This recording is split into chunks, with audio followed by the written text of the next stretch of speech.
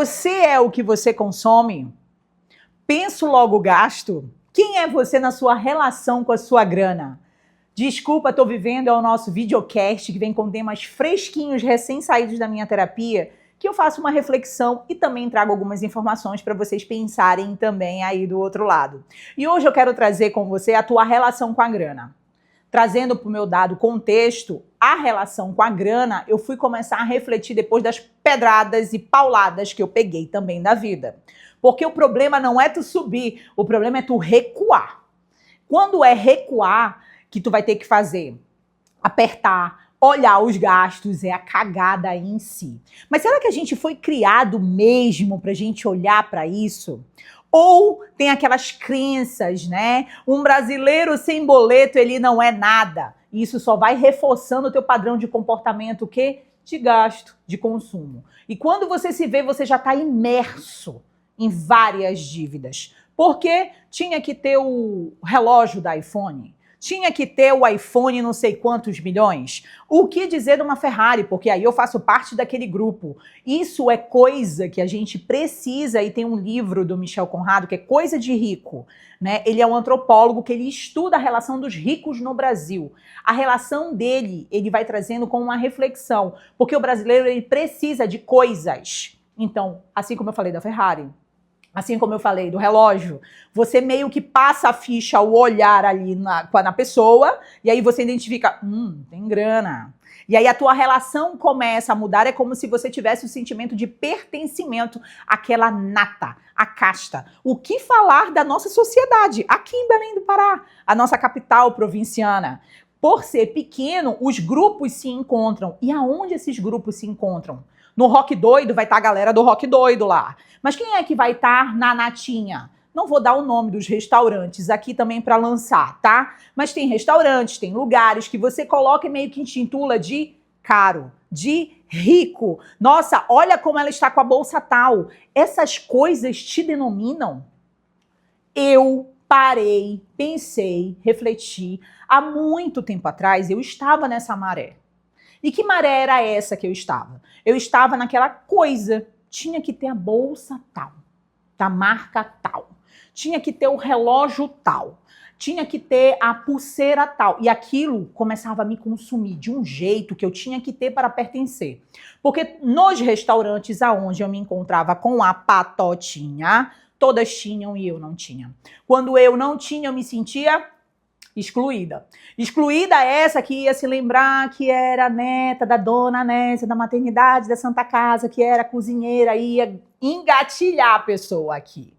Isso eu tenho um autoconhecimento, porque, claro, já trabalhei na terapia. Mas se você não tem esse autoconhecimento, da onde esse sentimento de pertencimento está vindo, essa necessidade, quais são as crenças, o que você vai fazer? Você só vai comprar, você só vai agir e você não vai olhar o que você quer mesmo de verdade. Naquele momento, na minha vida, eu estava querendo pertencer a nata. E eu me desvalorizava enquanto, e aí quando eu falo enquanto profissional, eu estou dizendo na minha essência, quem eu era, o que eu já tinha estudado, o que eu construí, só para pertencer àquele grupo. Às vezes fui para evento, gente, para fazer uma foto.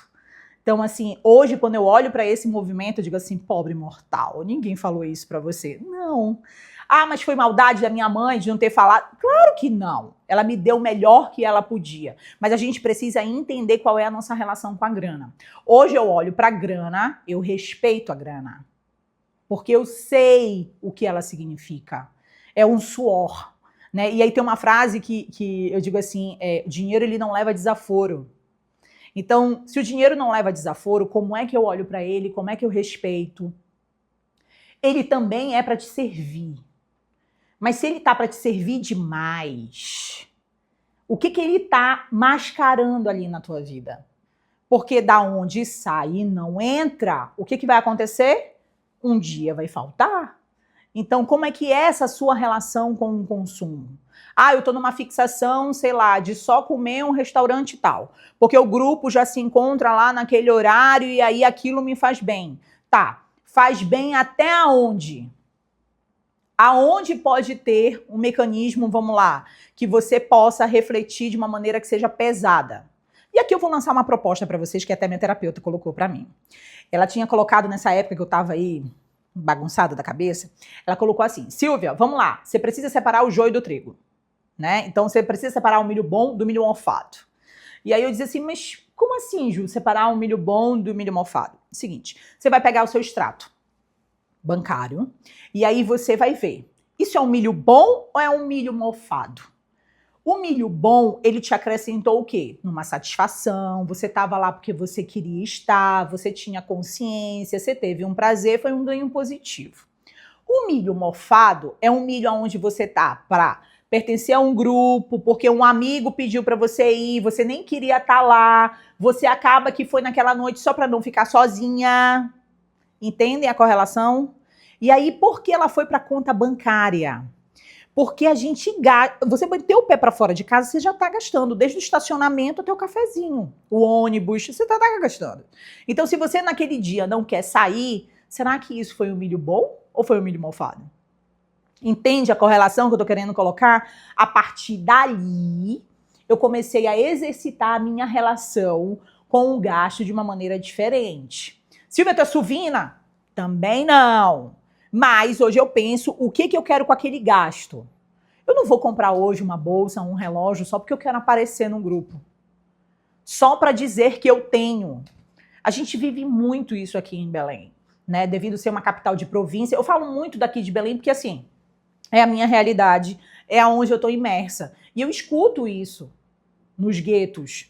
Eu escuto isso nos grupos. Ah, você já viu a bolsa tal? Você já viu o lançamento? Não sei o quê. Nossa, quer me matar, faz isso. Né? Mas eu vou brigar com quem está falando isso? Não, respeita, tudo bem, cada um curte o que quer curtir. Mas hoje existe isso aqui. Ah, você está fazendo academia? Aonde? Ah, você está fazendo beach tênis? Aonde? Ah, você, sei lá, você já viu o novo relógio dos corredores? Que eu também não vou falar aqui, fazer propaganda do relógio.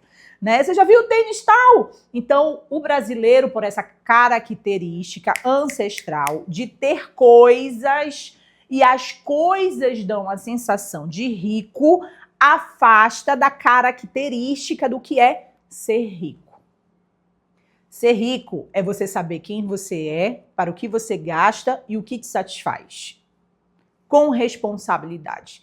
E aí eu trago na pauta, será que você é rico aonde você olha para investimento, aonde você olha para o seu dinheiro para ver uma forma de multiplicar, aonde você também olha para a grana com uma possibilidade de também de te servir, ou você só está ali no movimento do, nunca vai faltar, sou herdeiro, né? Então vou. Qual é a tua relação com a grana? Além da grana, eu falo do consumo. A nossa relação com o consumo, ela precisa ser vista. Porque o consumo fala de emoção. Eu consumo o que de alimento? Eu consumo o que de gasto? Eu consumo o que na rede social? Eu consumo o que de literatura? Quem eu tô querendo ser? Se a gente olhar para cada movimento nosso, tudo fala de sentimento. Tudo fala de emoção. Só que a gente não pensa. A gente só vai agindo. E só vai fazendo. E no meio desse agir, desse fazer, traz frases e crenças do tipo, no meio do caminho eu vejo. Que é um brasileiro sem boleto. Não, só se vive uma vez. E aí essas frases vão fazendo com que você vá para o movimento de irresponsabilidade. Então, diferentemente, vamos lá, com relação a alguns padrões de comportamento relacionado à finança, você traz essa sua realidade para onde você quer chegar, vamos lá, numa aposentadoria, numa independência financeira. Só que você, para chegar nessa independência financeira, você também precisa pensar como é que você vai viver hoje. Você não precisa viver na escassez, na mesquinhez. Porque você não vai deixar de comprar a comida para dentro de casa para fazer um investimento. Que porra você está vivendo na sua vida? Né? Então você tem que olhar assim, peraí, o que eu preciso para sobreviver? O que eu preciso que seria legal? Pois, sei lá, uma vez por mês eu sair para um rolê com a minha gata, ou sair para um rolê com o meu marido, sei lá, uma vez por mês. O que é? Você precisa olhar para essas coisas. E nessas coisas você vê o que te denomina, o que te alimenta, o que faz sentido. Eu, Silvia, depois dessa porrada, e aí eu parei para pensar e refletir o que eram essas coisas que realmente era a minha menina, que estava gritando de necessidade de ser aceita, Por um padrão social, ela estava naquele movimento de coisas. A Silvia hoje, mulher, a Silvia hoje, ela quer o quê? Olhar para a vida e viver ela. Como? Com responsabilidade, olhando que amanhã ela precisa, sei lá, fazer XPTO de trabalho, que sim, ela vai ter um imposto tal, ela vai ter que fazer, mas que ela também pode curtir. E aonde é essa janela do curtir dela? Porque o viver na abundância, na riqueza, também é o hoje. Eu adoro, às vezes, fazer o bailinho do Netflix na minha casa com a minha filha. Ficar debaixo das cobertas. Assim como eu gosto também de uma boa festa. Como eu gosto de um bom restaurante. Mas, lembra da história do milho bom e o milho mofado? Até onde meu padrão de comportamento de milho mofado vai fudendo a minha realidade da minha vida e vai gerar um problema para mim lá na frente. Com um gasto exagerado, vai gerar um problema lá na frente, onde eu não olho para uma responsabilidade. Eu só estou vivendo no movimento infantil, quando eu gasto hoje e transfiro uma responsabilidade lá para frente. Porque assim, tu acha mesmo que tu não vai pagar essa conta lá na frente? Tu vai pagar. Agora, se tu pagar lá na frente essa conta e chegar na hora, tu disser, mas meu marido podia me ajudar. Mas meu pai podia me ajudar. Podia nada, porque você é dono da sua vida, você tem que ter responsabilidade, você precisa aprender a viver. Viver dói. Se eu soubesse aos 11 anos de idade, né, que ser adulta era isso, eu teria curtido mais as minhas bonecas, né? Porque eu brincava, vamos lá, de secretária, da dona do escritório, eu ia pegar o meu carro, ou seja, até minhas brincadeiras eram brincadeiras adultas. Eu romantizando essa vida adulta de liberdade. A liberdade, ela vem com responsabilidade. Só que será que a liberdade você está colocando para um milho bom? Ou será que a liberdade você está colocando para um milho mofado na sua vida? Será que você olha para a sua vida e transfere a responsabilidade das suas contas para o outro que tem que te ajudar? Eu sei que você pode me odiar porque eu tô falando, mas o outro não tem nada na tua vida. Eu já tive nesse lugar de achar que o outro tinha que fazer alguma coisa. Eu coloquei na caixinha da consideração porque era consideração minha. E eu achava que teria que ter uma consideração. E você só vê mesmo quem são as pessoas de verdade em situações cirúrgicas da tua vida. Né? E aí, cirúrgicas que eu digo é poder, a morte, separação, aonde a pessoa mostra o lado ruim dela, né? Que ela tá pensando o quê? Na finança. Tal qual aquela situação que eu coloquei de exemplo lá do outro episódio para trás, da briga que teve lá dos boxeadores, né? Então tá só reagindo como um Neandertal. Tá pensando só em si, no seu ato de sobrevivência e tá cagando pro outro. Então cabe a você, e naquele momento cabia a mim, Silvia, refletir que a minha lente do meu olhar de botar o outro num bom lugar, de tentar ver a vida do outro de uma maneira onde tivesse uma consideração, era a minha lente, não era a lente do outro.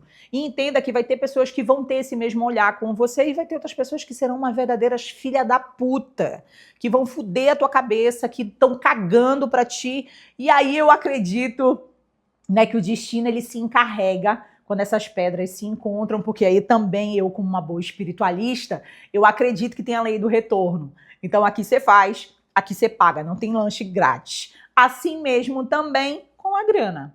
Será que nesse aqui você faz, aqui você paga, você está indo para o milho bom? Ou você está indo para o milho mofado? Será que nas tuas relações com o teu tempo, porque tempo também é dinheiro, tá? Será que você coloca numa relação boa ou você coloca numa relação abusiva com você? Isso é um tema para um outro episódio das relações abusivas que a gente vai tendo devagar com a gente também, que explodiu minha cabeça na terapia. Mas hoje, eu quero que você pense, qual é a tua relação com a grana? Você é escasso? Você é abundante? Você se autorresponsabiliza? Você separa o milho bom do milho mofado? Você tá só num copia e cola? Você quer pertencer? Responda essas perguntas aí. Eu espero que essas perguntas tenham explodido a tua cabeça também. Desculpa, eu tô vivendo o nosso videocast que vem com temas fresquinhos que sai da minha terapia, com o objetivo de você refletir também aí do outro lado. Dá uma olhada nos outros episódios e me diz o que você achou. Beijo, tchau, tchau.